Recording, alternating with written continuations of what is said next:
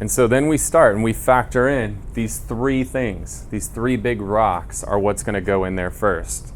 And we know, right? We've done meetings. There's scientific studies that tell us when the best time to prospect is. We know, right? What are the two best time windows to be prospecting? 8 to 10. Right. So we know that. So naturally, we're not going to put this shit in the time slots that we know are going to be the ideal time to be prospecting. So if we know, right, just like Jeremy likes to go fishing, you're not going to go fishing at noon if you have an option. You're going to go fishing early morning, or you're going to go fishing late afternoon, because you know that's when the fish bite. In our industry, we know when the fish bite. It's almost the same time that the fish bite.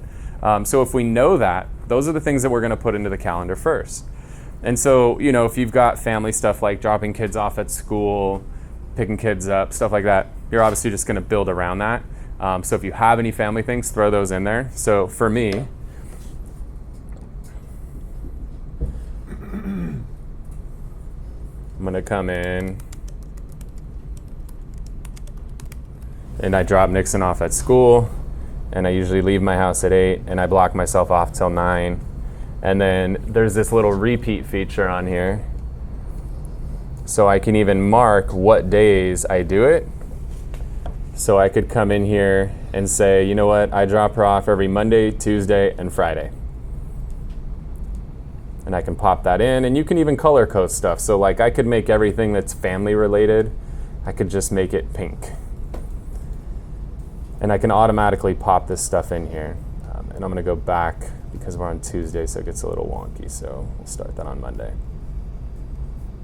So right, get your family stuff out of the way. Those are, right, this is an important part for those of you guys with kids, taking them to school and stuff. That's part of the bonding experience with them. So if I know I've got those commitments, now I get to start filling my rocks in. And so what are those rocks? It's prospecting appointments, writing and negotiating contracts. And so if I know that it's technically 8 to 11 and 4 to 7, but more specifically 8 to 10. If I know those are kind of those sweet spots to get prospecting done, and these are the ways that I make money, I'm going to make sure that I get some prospecting in first.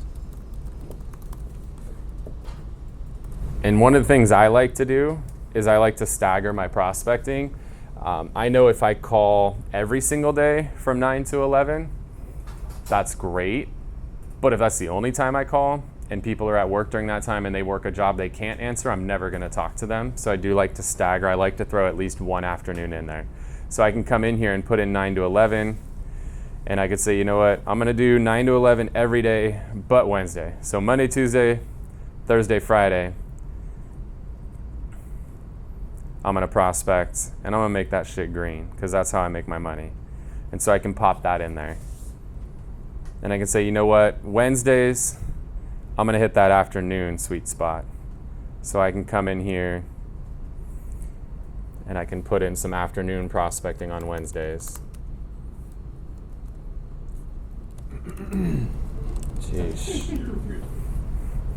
So I can pop that in there 4 to 6, and that's going to repeat weekly on Wednesday, and I'm going to make that shit green.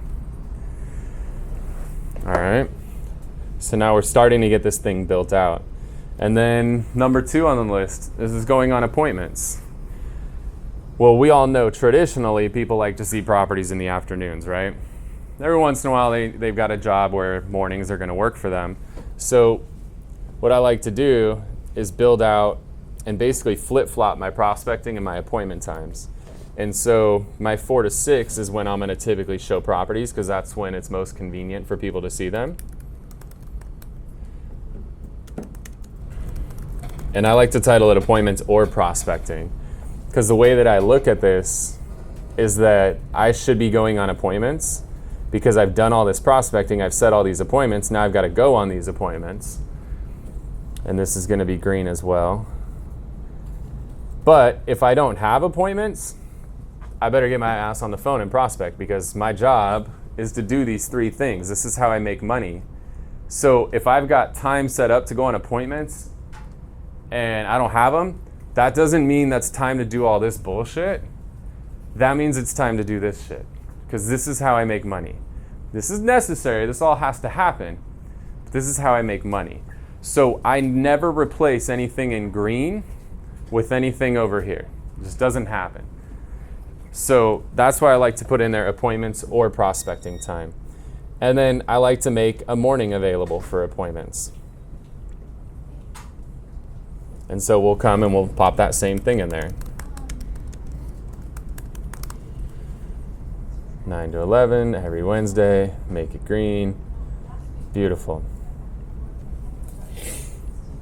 And then we can start filling in all the blanks around this, right? So I'm just gonna run with like the team schedule. So some of the stuff we talked about, role plays, business planning, stuff like that. Well, we know on the team that we've got some activities that we like to follow. And those of you guys that aren't on the team, I recommend you guys get, like those of you guys that are indie, you guys should be a group accountability and hop on huddles every morning with each other, like be group accountability partners.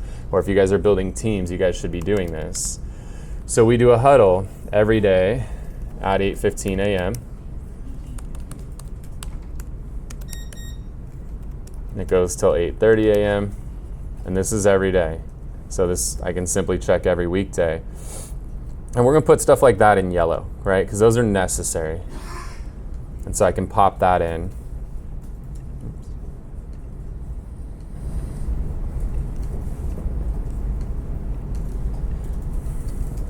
And then we can pop things like role play calls in.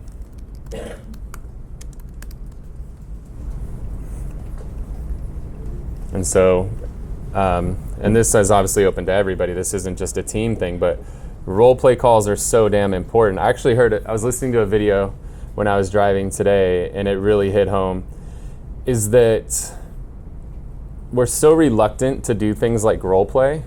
You guys feel like it's a forced activity. But role play is our form of practice. I'm not gonna go over the NFL analogy for 100th time, but I kind of have a new analogy. How many of you guys played sports in school? Okay, so let's say you had a game on Friday. If you don't show up to practice on Thursday, is coach gonna let you play on Friday? No. I mean, Bill Belichick sat one of his fucking starters in the Super Bowl because he didn't show up to a practice Super Bowl week. Think about that.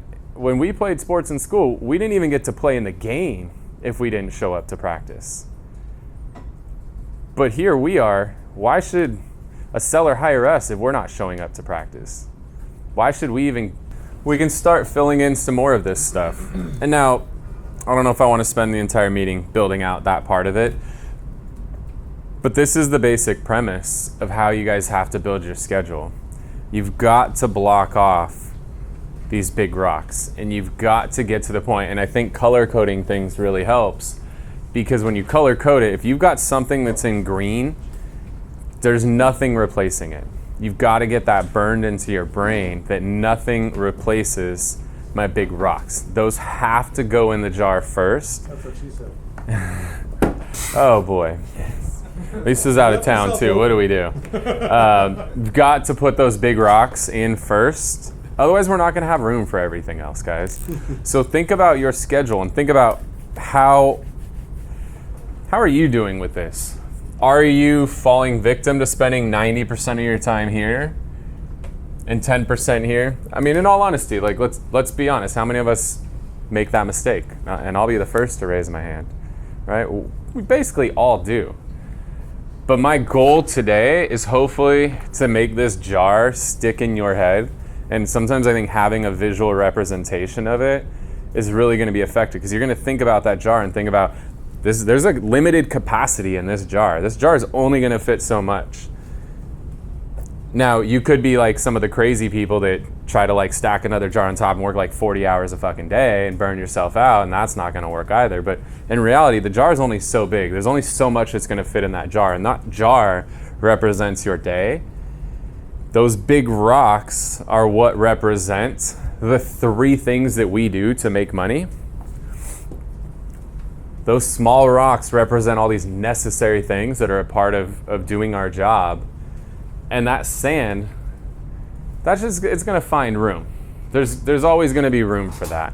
the sand's gonna, roll its way down in there. There's always gonna be room for it. So when you work a day, like I want you to think about at the end of a day, how much time did I spend over here? How much time did I spend over here? And how much did I spend over here? Because in reality, we should be spending the majority of our day here. And if we're not gonna generate the revenue that we want. We're not gonna hit those goals that we set for ourselves. And I understand everybody's goal is different. Some of you guys wanna make $1 million a year. Some of you guys are making 100,000. That's cool. But we're not gonna hit our goals if we're spending all our time over here.